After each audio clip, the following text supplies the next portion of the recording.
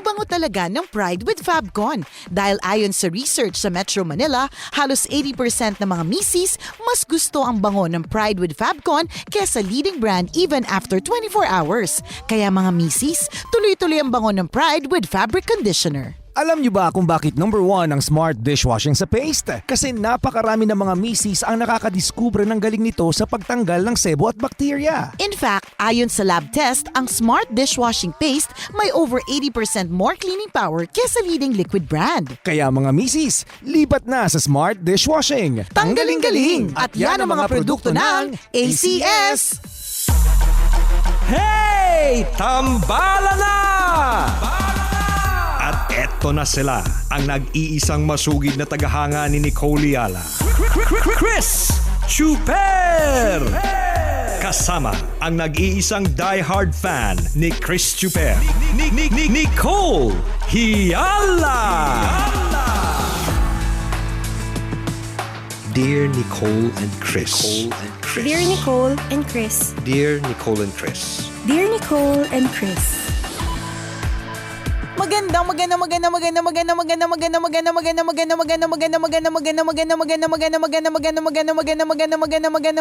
morning, Luzon, Visayas at Mindanao, Metro and Mega Manila. Kumusta naman po ang inyong araw, Kabisyo? Ikaw na nasa bahay ngayon, ano pinagkakaabalahan mo? Si Mami, naglilinis habang nakikinig sa Love Radio. Yan, thank you. Meron ka pang radyo. Oo, diba? Nakakatuwa, natutuwa ako dun sa mga tao na meron pang radyo. Tama yung yun. As in physical, antique as na in yun, radio. heritage na yun. Diba? Kasi wala na masyadong may yung mga radyo transistor, ngayon no? Oo. Although yung may mga partner, hindi naman siguro transistor. May mga Bluetooth speaker na may FM sila, ganon. Nakakatuwa lang. Bibihira na yun yung mga karaoke na galing pang duty free dati Yan, na yung totoo. sa tatay mong galing Saudi. Totoo. Yung matataas. Correct, totoo. Alam mo ba recently, parang meron ako nakita na na basta parang bodega silang isang gawaan sila ng mga ganyan. Tapos meron sila mga binenta ng mga cassette, yung cassette recorder pa, yung gano'n. pang dekada 80, Oo, gano'n. ganyan. Parang gusto ko siyang bilhin, pero para saan din? Di ba? Parang kalat na naman yun sa bahay namin. Pero nakakaaliw lang. Pero siguro, ang pwede maging function nun is yung FM na function. Tama. Di ba? Kaya lang Kasi kasi kung meron kang collection ng mga cassette tapes dati ni Sheryl Cruz, yun diba? na lang. Tsaka ni Manilyn Reynolds. Sayang na sayang lang. Di ba? Sabi ko na nga ba? Yan yung mga una kong cassette tape dati. Wala na kasi kaming cassette. Tsaka parang wala na rin may cassette. So parang wala rin purpose na bilhin. Parang, syempre maganda lang siya. Parang vintage. Ipapakita mo na minsan sa buhay mo may ganito, ganyan. Diba? Tama kasi dati kaya lang hindi ka naman museum. So, hindi mo na kailangan tambakin sa... Basura yan sa madaling salita. Correct. Junk na siya. Ganun. Good morning sa iyo, Mami, na nakikinig sa radyo. Kung ano mga oras din sa iba't ibang panig ng mundo na nakikinig din sa atin via our mga replay sa YouTube. Yes. Kung ano mang YouTube channel po kayo nakaka-capture kasi ewan ko ba hanggang ngayon wala pa rin kaming yung sa YouTube namin kahit lagi ko na sinasabi na dapat meron tayo para sa atin na makinig. Tama. Ay nako. At yung ba via cellphone? Yan. O, diba, ang dami ng ways para mapakinggan ang tambalan. Kasi yung mga iba na ikinig salita sa atin via our app, Love Radio app. Wala pa man kaming watch live. Meron naman kaming listen live. Yan. Tama. So, thank you very much po dahil because ngayong araw na ito, kayo po ay nakatutok sa Love Radio. Alam mo ba kung sino pa yung nakatutok sa atin, partner? Ha? Sino pa ba? Ito na nga, partner. Nakatutok daw sa atin and it's a must na every 8 a.m. sharp dapat naka-Love Radio sila. Kasi yung owner nila ay isang Korean. Tapos sobrang aliw na aliw daw sa atin. At naiintindihan yung mga sinasabi natin, ha? Siguro, partner. Hindi ko alam. Sabay maraming Koreano na ang galing makaintindi ng Tagalog, Correct. Diba? So, it's a must para sa kanilang lahat na makinig 8 a.m. sharp sa Love Radio. Naka-memo daw. Charot, diba? Good morning sa mga kabisyo natin dyan sa 88 Forest Hot Spring. Okay, sa Los Baños. Correct. At nadadaanan ko yan. Trot, nadadaanan natin yan. Tapos nagtatanong sila kung kailan daw tayo pupunta doon. Na-curious nga ako eh. Kaya nga. Sabi ko, ayun na nga. Ang dami pumupunta dyan, no? Ang dami nakapark lagi ng mga sasakyan kaya dyan. Nga. Inisip ko, parking lot siguro to. Hindi, resort siya, partner. resort na pala. maraming pumupunta. Diba? Ibig sabihin maganda. So, at ibig sabihin, alam mo na, partner. Nako, may pupuntahan na tayo Meron bukas. tayong pupuntahan. Tapos meron din sila, partner. Diba, meron nga sa Los Baños. Kita natin yan, it's along the road, diba? Yes, National Highway yan. Nasa National Highway. Meron din sila sa Cavite and Pagsanghan. Aba. 12 hectares naman. Aba. Diba? Tapos meron din sila sa NAIA Terminal 2. Diba? Doon na tayo sa malapit lang. Doon tayo. So, yung mga friends natin na, ayan sa'yo! Yan. Yung mga kaibigan natin dyan sa 88 Hot Spring, good morning po na laging nakatutok daw sa atin. Hindi niya sinabi yung full name niya, yung nagme-message sa akin sa Instagram, pero yung name niya sa Instagram is @Petchoron. Yan. So, good morning sa inyo at maraming thank you. Schedule na kagad natin ang pagpunta dyan. Alam mo na. Lahat ng resort nila, sa puntahan Cavite, natin. sa Pagsanhan, sa Los Baños, tsaka sa NAIA Terminal 2. Ngayon, nagsisisi na po ba kayo? Na inimbitahan nyo kami. Alam mo na, medyo abuso kami ni Chuper. Tapos hindi naman kami pupunta ng kaming dalawa lang. Pag kaming dalawa, dapat nagsasama ng maraming tropa. Correct. Mga ilan kayong sasama? Mga isang lang naman, isang SUV party. Nakakaya naman isang jeep. Sa akin, isang bus yung nagpaalam na. Grabe ka naman. Umpisa muna natin sa isang Field trip. isang maliit na grupo para pumayag sa susunod. Tama, baka madala no? Baka madala, ayaw natin na madadala sila. Pero thank you very much. Salamat. We'll see you soon. Totoo yan. Yes, so yun. So sa mga nakikinig sa atin, ano man ang ginagawa ninyo, nasa resort man kayo, nasa hotel, nagtatago ng inyong mga headset, earphones, AirPods, mga ganyan, earbuds, ganyan. Kasi may mga gano'n na partner, no? Oo nga. At, alam mo, nagugulayan ako dyan sa mga buds na ganyan. Kasi paano pag nahulog, di ba? Paano pag naiwan? Kaya naiwan sa loob ng tenga. Hindi ako concerned ko, partner. Paano yung kapit? Halimbawa, maliit lang yung parang basta may butas ng tenga mo. Kasi may ganyan kasi. Kung hindi ko siya magamit, kasi parang feeling ko may nakasaksak lang sa tenga ko. Tapos wala siyang wire. Tapos parang nasistress ako sa kanya. Parang diba? hindi komportable. Ako na-try ko din. Sabi ko, wala lang. Tsaka parang may nakaharang. Parang feeling ko madadapa ako Kaya anytime, gano'n. Hindi ko alam kung sa lang ba to, sa mga mas bata, yung mga gano'n. Feeling nila cool. Correct. Sa atin, feeling ko parang may kulang sa akin. Hindi, tsaka parang yung mahuhulog siya, tapos hahabulin mo pa pag nahulog. Paano kapag gumulog sa hagdan ng MRT? Medyo malayo-layo yung gulong, tapos paano pag natapakan pa? O kaya sa yung yung may wire. Parang mas alam mo, hanga okay. din ako sa mga gano'n, yung mga naglalakad tapos naka-headset. May nakikita ang gano'n, yung mga hanga din ako sa katapangan nila kasi binubusinahan ka na, hindi mo pa alam. Doon ako matinding humahanga. Yun, hindi. Kasi alam ng delikado na maglalakad sa daan na naka-headset. Ginagawa pa rin. Ang tapang-tapang mo, friend. Lodi ka. Woo! Meron tayong tambalanisa na ganyan at marami tayong tambalanisa na ganyan. Nakikinig rin via their headphones, headset, earphones, earplugs, kung ano man ang tawag ninyo, na nagmumotor. Alam mo, na-appreciate naman namin yun at natutuwa kami na kasama kami sa biyahe nyo. Pero delikado po, ha? Sobrang delikado. Isip ko naka-headset ka na, wala ka pang helmet. Kaya nga. Yun yung masaklap. Hindi, partner, naka-headset ka na, naka-helmet ka pa. Di parang kasi di ba, nakasuot ka na ba ng helmet? Di ba? Parang feeling ko ang hina ng pangunawa ko. Nakakapanghina siya ng pag-iisip. Parang feeling ko, hindi 100% yung naririnig ko sa paligid. Tama. Tas hindi 100%. Kasi parang feeling ko nga kung naka-earphones tas hindi naka-helmet, mas okay. Pero of course, that's not good, ha? Pero yung naka-earphones ka na nga, ang ingay ng tambalan, tas naka-headset ka pa, ay naka-helmet ka pa. Di ba? Parang sobrang yung pangunawa mo sa nangyayari sa sa kalsada, mga 2% na lang. Parang feeling ko, unless, syempre partner, siguro kasi hindi naman tayo sanay. Siguro capable lang talaga sila ng multitasking. Diba? Pero mas distracted ako kasi pag mabaho yung helmet. Diba nakakahina din talaga ng pangunawa yan, diba? Pero partner, kung sa kanya naman yung helmet, sanay na siya sa amoy na, immune na siya. Hindi, pero we appreciate it that you listen to us na nga habang kayo po ay nasa biyahe. Kaya lang po, gusto po namin na safe po kayo. Kasi medyo unsafe po yan. Correct. Diba? So, baka may other means to listen to us nang hindi naman mapuput to risk yung inyong mga buhay. Kasi, hindi lang kayo, Kabisyo, pati yung mga taong ibang nasa kalsada kasama ninyo. Totoo yan kasi meron akong kaibigan na tumatawag ako sa kanya. Hindi naman niya sinabi. Sabi ko, ang hangin-hangin, nakasatapat ka ba ng electric fan? Oo, Sabi hindi. niya. Yung pala bumabiyahe. Oo, yung pala nagmumotor siya habang kausap ko sa phone. Correct. Sabi ko, paano yan? Hindi, naka-headset naman ako, kaya okay lang. Sabi ko, hindi pa rin kasi Hindi yan okay. yung focus mo wala sa driving. Correct. Kundi sa Totoo taong yan. kausap mo. Yes. So, ang daming gumagawa nun delikado po yun. Delikado yan. I mean, of course, we appreciate that you listen to us. Baka sabihin ninyo, grabe, wala mong utang na loob yung dalawa. Nakikinig na nga kami sa kanila, ginaganito. Pinapatigil pa. Oo, pinapatigil pa. Hindi sa ganun. Na-appreciate namin yun. Pero mas ma-appreciate namin kung mas matagal namin kayo makakasama bilang tambalanista. Totoo yan. Diba? Ang daming pong report na ang daming aksidente nang dahil wala sa focus sa pagdadrive. Tama. Oo. Distracted ng mga kung Correct. ano-ano. Tsaka ulitin po namin, Kabisya, mabuti kung ikaw lang yung mapapahamak. May Tama. mga ibang tao dyan sa paligid na mapapahamak din kasi hindi ka 100% focused on the road.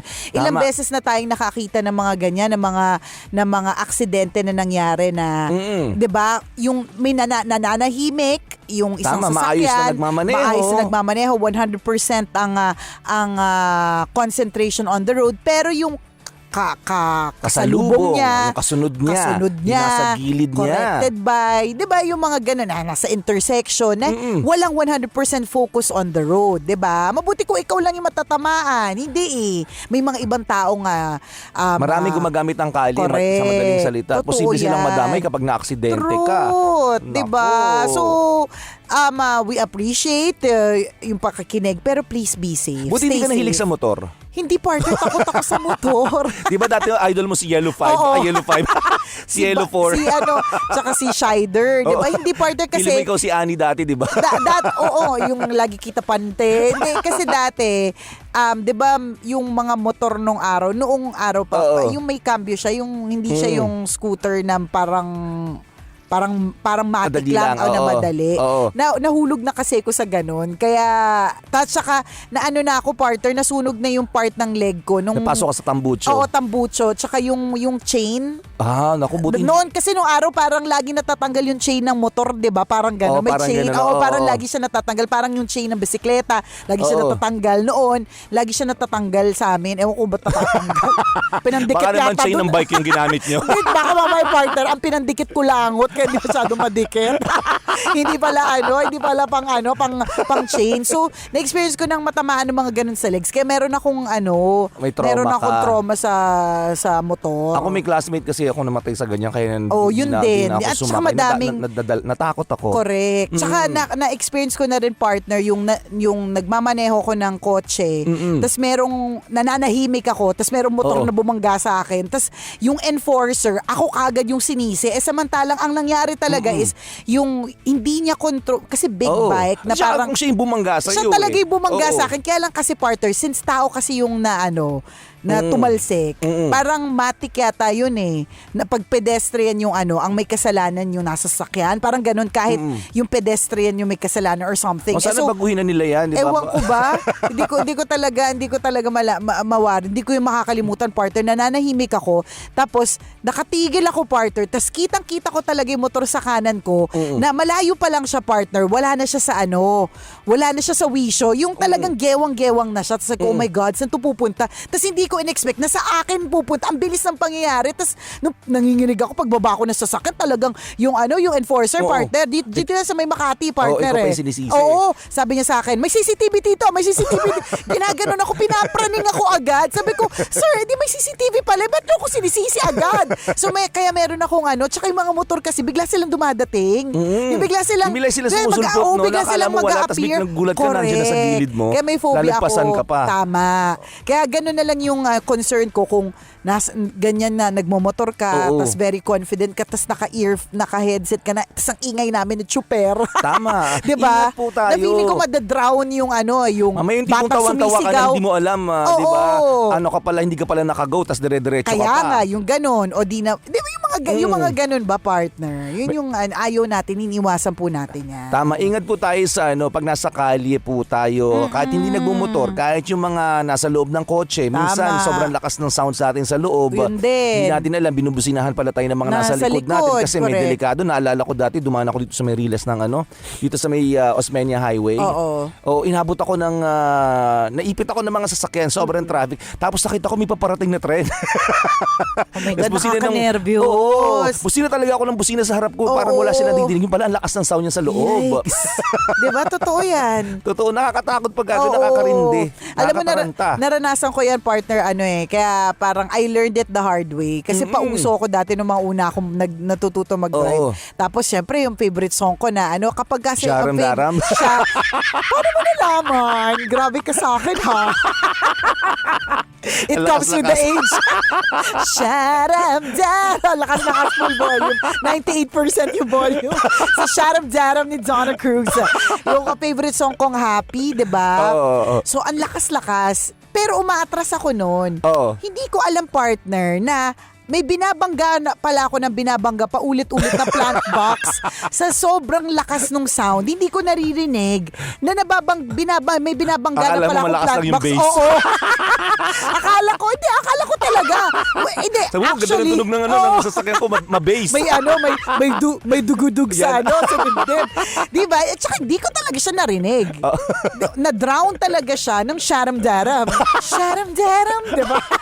Hindi, na-drown talaga siya nung malakas na tugtog. Sa ako Ikaw ba nalang, hindi mo ma-set up noon, di ba? Oo, dati, di ba? Yung feeling mo cool na cool yung Yung Kia Pride ko sasakyan mo. dati. Kapag may mga setup ng mga sound system, mga speakers. Tsaka yung malakas na malakas, yung nakakabingi talaga. Tas party-party. Nung time na yun, parang nag-yosi pa ako. Nung time na yun, parang hindi pa ganun ka-stricto pagdating sa Correct, pag-yosi. cool yun mga ganas, maingay yung tambucho mo. Oo, Ganon. ganun. Yun yung Kaya lang, di ba, sa totoo lang, paano yun? Hindi mo naririnig. O, yun nga, nangyari sa akin.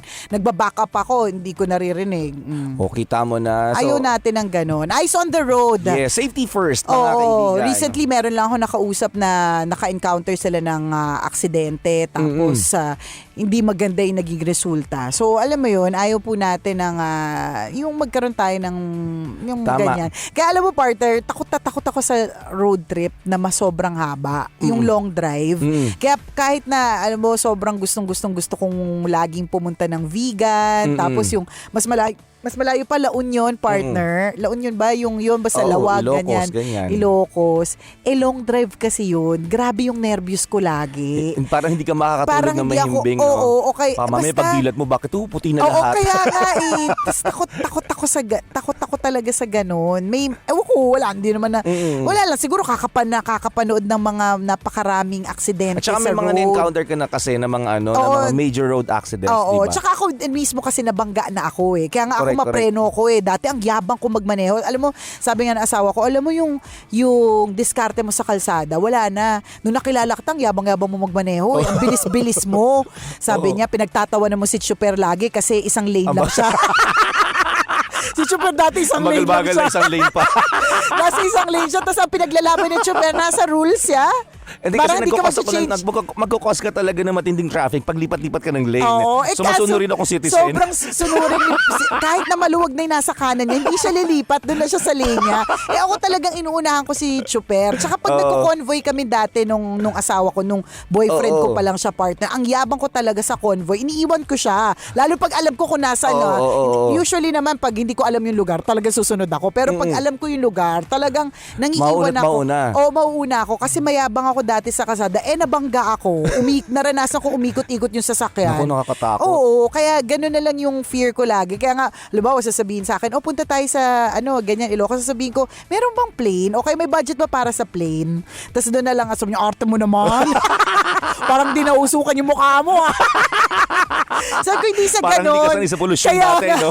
Hindi sa ganon, takot ako. Parang mas mahaba yung time mo sa road. Mas matindi yung exposure mo sa aksidente. Tama, totoo kaya yun. ganon ako katakot, lalo na pag may kasama mga bata. Kaya nga, minsan, parang yun yung options namin lagi. Sinasabi niya, ano naman tayo, yung vegan, ganyan. Kaya lang, ang haba talaga. Tapos ninenervous ako, parang, Correct, hindi mo maiwasan maparaning Oo, kasi napapraning kahit gaano talaga ka ako. kaingat kung paano yung mga nasa yung mga nasa paligid, correct. Hindi diba? naman sa nang ina-attract ko siya. Balasubas magmaneho. Pero partner, diba, sorry talaga, kasi lagi ko siyang naiisip, pero para lagi ko siya naiisip, naninervyos ako. Kaya sabi ko, naku, ayoko. Alam ko namang hindi mo dapat ina-attract yung mga ganyang klase mga bagay. Kaya lang, wala lang, siguro praningning, nakaka-lurk. Saka kapag may mga kids, partner. Oo, isa pa yun.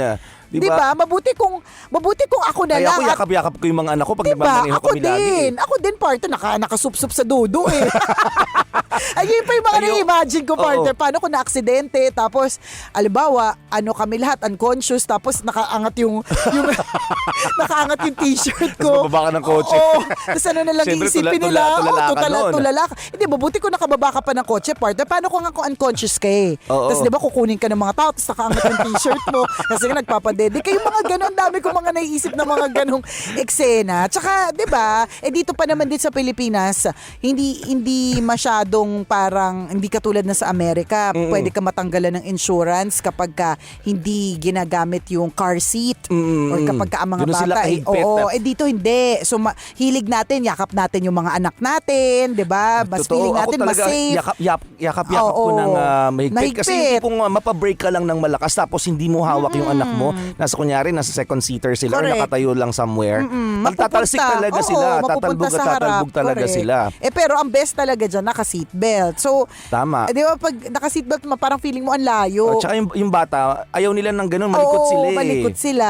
Pero yun ang dapat. Yun ang dapat. Ganyan. May Kaya bisita yung nga road kami trip, nervous ako dyan eh. Nitong nakaraang Pasko, balikbayan, matagal silang di nakauwi. So, nung sumakay sila sa sasakyan ko, tapos punta kami sa Quezon City, nagugulat siya sa mga takbo ng sasakyan. Sabi ko, hindi normal lang yan dito.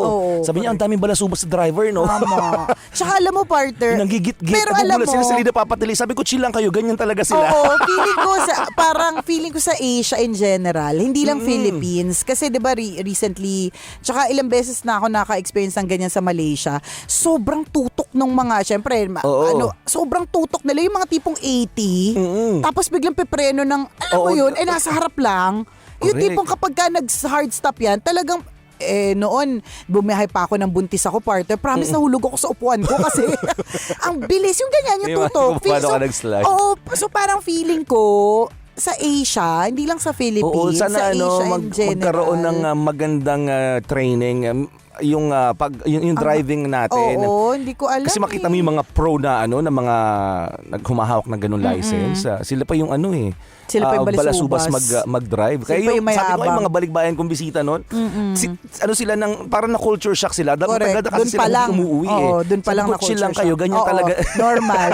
So kailangan lagi kayong sumasakay para masanay na po kayo. Ilang araw kayo dito sa Pilipinas. Sabi niya, bakit ang hilig-hilig bumusina ng mga mga tao? Sa ibang bansa, it's considered rude. Hindi ka daap na bumubusina. Sabi niya, ang ingay-ingay lagi ng kalis. Ganyan talaga. Chill lang kayo. Tsaka galit. Mga galit yung mga tao. Galit yung mga driver. Ewan ko ba? Pero hindi rin naman kasi maduli ang buhay sa road. Kaya naman siguro di ba nung Christmas nga, partner, sobrang tindi ng traffic. Yung parang hindi talaga ako magtataka kung may magsaksakan sa harapan ko sa sobrang init na ng ulo ng mga tao na gusto nila makausad. Tama. Yung ganun ba? Basta ang importante, ingat po tayo. Eyes on the road po, mga kabisyo. Yes. Tandaan ko, ikaw yung designated na driver. Lagi mong tatandaan, may mga pasahero kang, may mga buhay na pinapangalagaan, di ba? May mga pamilya yan na naghihintay. Tsaka ikaw mismo, yung buhay mo mismo, ingatan mo kasi wala namang pangalawang buhay dito sa mundo. Correct. Totoo yan. Ingat po sa mga nagmamaneho ng ganitong oras. Salamat po sa pagtutok. Mamayang alas 9, isa na namang kwento mula sa ating Mahiwagang Burnay ang ating mapapakinggan. Muli ako po si Nicole Yala. At ako naman si Kabisyo kay Chris Chuper. Na nagpapaalala, una magdasal ka para mabuhay ka, pangalawa mag-toothbrush ka para mabuhay naman iba. Yun! Ang programang Walang Problema, Hey Tambala Na, ay hatid sa inyo ng Cherry Mobile. Naku, ang dami nang gumagamit ng Cherry Mobile Flare S8 series, Kabisyo. Yes, alam nyo po, yung Flare S8 series, hindi ka talaga mapapahiya dyan. Talagang i-enjoy mo ang lahat ng mga features. And it comes in 3 different variants. Cherry Mobile Flare S8 Plus, Cherry Mobile Flare S8 Pro, Flare S8. O, di ba? Uy. Pwedeng mga pagpilian. Tsaka, ang gaganda ng power banks. Alam mo, para sa akin, isa sa mga magaganda na pwede po ninyong mabili sa Cherry Mobile Concept Store kapag ka nabisita kayo or their power bank. Sobrang tibay. Totoo yan. Oo. Kami ginagamit namin lagi yung mga Cherry Mobile power banks. Yes. And kami mismo yung magpapatunay Correct. na mapapakinabangan nyo At ito saka, sa mahabang panahon. Ang haba-haba ng life niya. Yes. Patay ka na, buhay pa sila. Cherry Mobile, experience intense. Partner. Yes, partner. Talaga namang nakakatuwa yung mga bagets na bisi-bisihan, no? Alam mo, tuwan-tuwa ako sa anak ko pag nagko-concentrate sa pag-aaral eh. Wow. Parang, Siyempre. yes. Yes, concentrate. Idol si Mommy. Masipag mag-aral. Oo, pero alam mo, para sa mga bagets na napakaraming mga ganap sa buhay, yung busy, kailangan bigyan sila ng mas pinatibay na resistensya. Tama ka Oo, dyan. So, patibayin kailangan natin yun. Tama, kaya kailangan nila ng pinatibay na gatas. Correct. Kailangan, hindi lang basta-bastang gatas. Dapat, new Bear Brand Fortified Powdered Milk Drink.